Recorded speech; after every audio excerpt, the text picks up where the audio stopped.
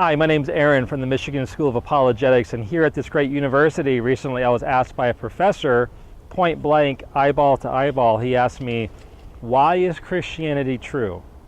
Now if you were asked that question, why is Christianity true, what would you say? I just want to share with you my 3 points that I told him. The 3 points are, I think there's good evidence for God, I think there's good evidence for the life, death, and resurrection of Jesus, and I think there's good evidence of personal experience like answered prayer why God exists and why Christianity is true. So the first one is I think there's good evidence for God. You know, over the last 50 years, has science confirmed the Bible and Christianity, or has it shown it to be silly and fairy tales?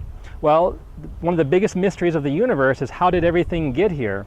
And 50 years ago, people were kind of dabbling with, well, maybe there's a beginning to the universe, maybe we don't know. But the prevailing view 40, 50 years ago was that that the universe was always here, that the universe was eternal.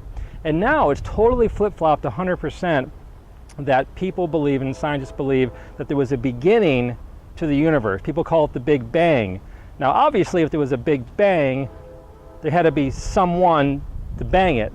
You know, you can't get something from nothing. And so does that confirm the Bible and Christianity or not confirm it? Well, obviously the very first verse of the Bible is, in the beginning, God created the heaven and the earth. So we have a beginning, which confirms science, and we have someone there to kickstart the whole thing.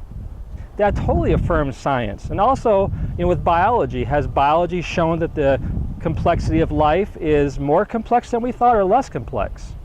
Well, we know it's more complex. We know that there's information in our cells, there's codes. And last time I checked, people have to go to this great university to do computer software, to write programs and write codes. And anybody will tell you that DNA is one of the most complex written codes that there is. So obviously if it takes a mind, a person, an intelligent person, to write software and programs, then in our cells there is software, there's programs written, and it takes a mind to write programs.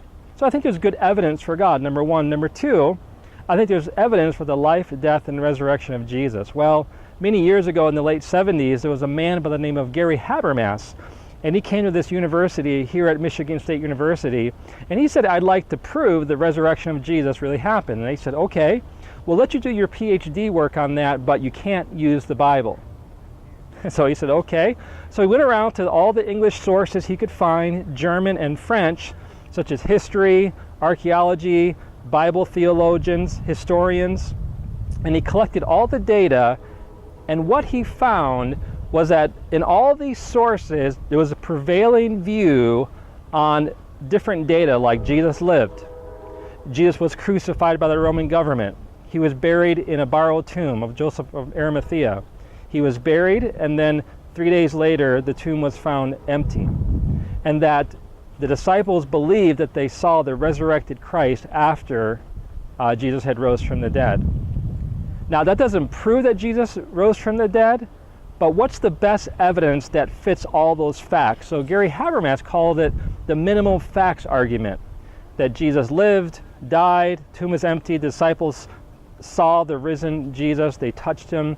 And so what if all that evidence is there that historians, archaeologists, theologians confirm for the majority of people, what evidence fits that data the best? Well, obviously that there was a person who lived, died, and rose from again, and that it's true. So here at MSU, they awarded Gary Habermas with a PhD in the minimal facts argument for the resurrection. And last, to this professor, I said, you know, I think that there's good evidence such as answered prayer, and I said, can I tell you one? And he said, sure. So real quick, and you probably have your own answered prayer if you're watching this. My answered prayer recently was that I had a car repair, and the repair was going to be more than what my car is worth.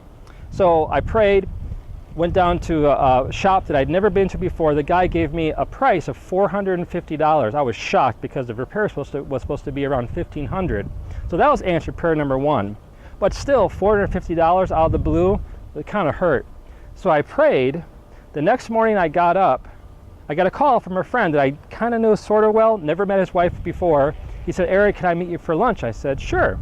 So we're talking, and out of his pocket, he pulls out a check for $500 written to me. He says, Aaron, this is for you.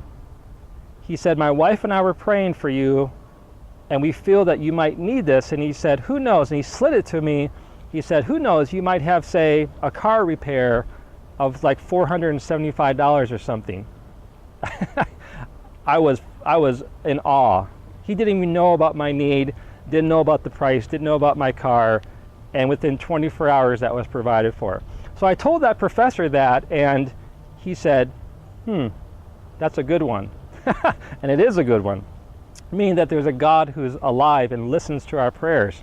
So those three things, why I believe Christianity is true. I think there's good evidence for God. I think there's good evidence for the life, death, and resurrection. And I think there's good evidence for our subjective experiences like answered prayer. So I hope that helps. If you have any questions, leave a comment below. Thanks for watching.